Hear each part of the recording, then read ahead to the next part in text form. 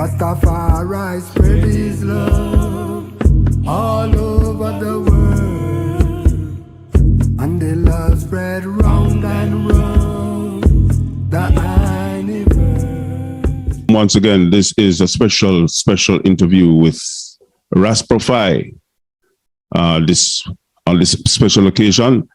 And of course, we're looking into the depth of Rastafari and all the liberty, the aspects of it, the spirituality of it, the importance of the Ayabingi, what it means from the ancient of days, and all of those things. And at this point in time, I'd just like to say greetings and welcome Rastafari to the proceedings. Yes, sir. One perfect love, Rastafari. Yes, sir.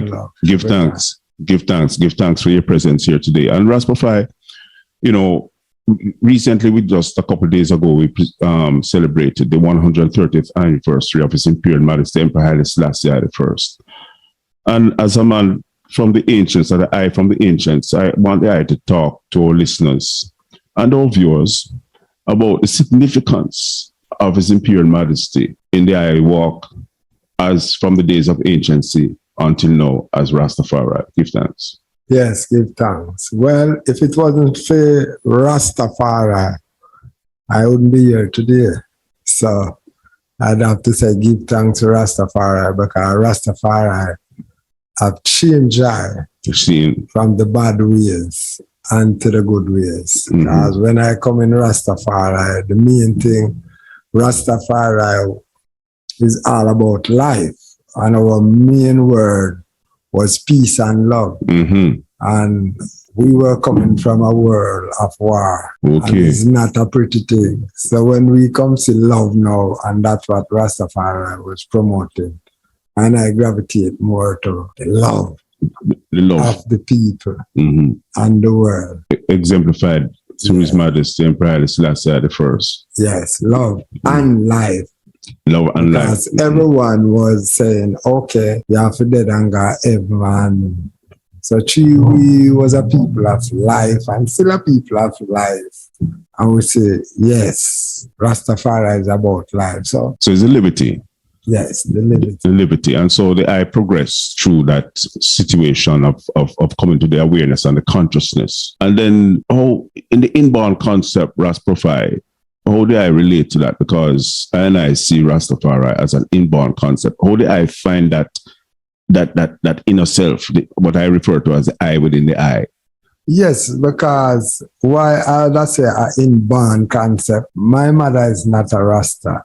Mm-hmm. My father is not a Rasta. Mm-hmm. And I don't know any other one within my family lineage as a Rasta. Mm-hmm. Mm-hmm. You know what I mean? Yes. So when this awareness come, it come with the liberty even before Haile Selassie within flesh. Okay, so from the ancients of days. That ancients now is moving away from all the things that Babylon have out there. What we call Babylon are the system, them food, the way them live.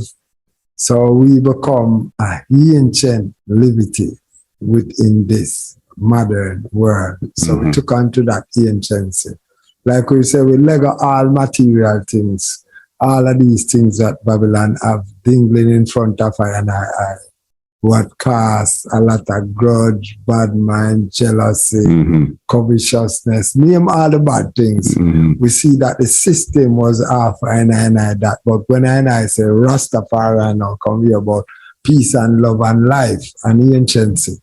So we're drawn more to that liberty. And it is the inborn concept that attracts. Yes, that because spirit. If my parents is not Rastafari and I come now and, I know my father as a singer, Monty Reynolds, as a singer, and then I know him as a preacher, from all them things that says from church. And my mother is a little rebel woman who, she have a little bar and she's a little Cuban woman and she does. But when we start to rebel against the system, it was something else. Even though she was a rebel, she couldn't take away I system. And my father, professed this Christian thing as a preacher. So it was I know, say no. There was just a vessel for I. Come true. So that's where the inborn concept. Oh, I see it. A man must see it. You see like, the oh, right, right. Give thanks. Yeah. I see it spiritual. I see true bloodline rich. You know, I see true liberty, everything coming down that line. That's why I would say Rastafari is an inborn concept. How much can you learn about Rastafari? Right.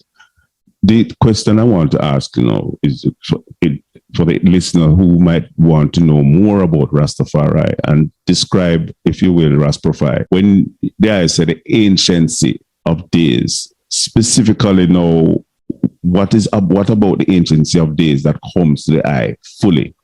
And bring that fullness to the eye, awareness. You see, the anciency now is how you eat, how you live. Liberty. All right. So before comb, scissors, and razor, how man used to look. Right. Before pot, spoon, and fork and knife, how man used to eat. Before a man could have said, well, he might go make a knife, or he might go hunt animal to eat. So I and I come now, and how ancient I and I get is the first, before any borders and boundaries and rules that man create and fence and ownership.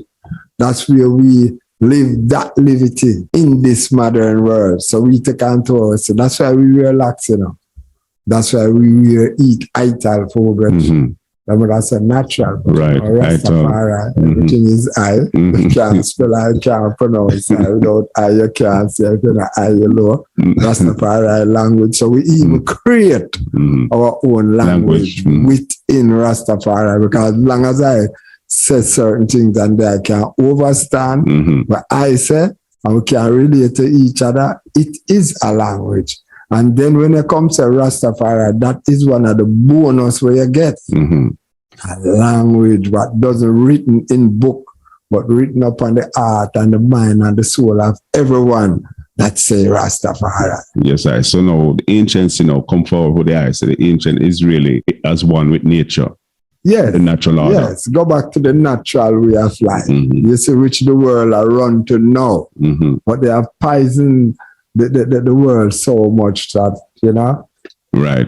we have to even be more careful than the day before. True.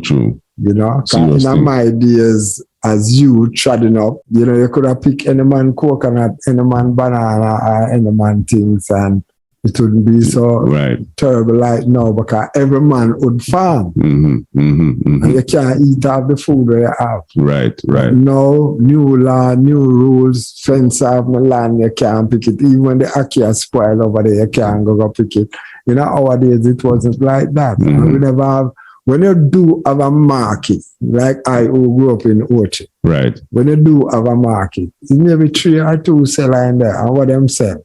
Maybe some scallion will come from another parish, but market was no big market like that. A few little people go market where everyone plants. Yes. And that's what we need to go forward to now. Right. If you eat, you have to plant something. You know how much people eat okra and tomato and they've never planted one yet? Yes, a serious thing. Rastafari spreading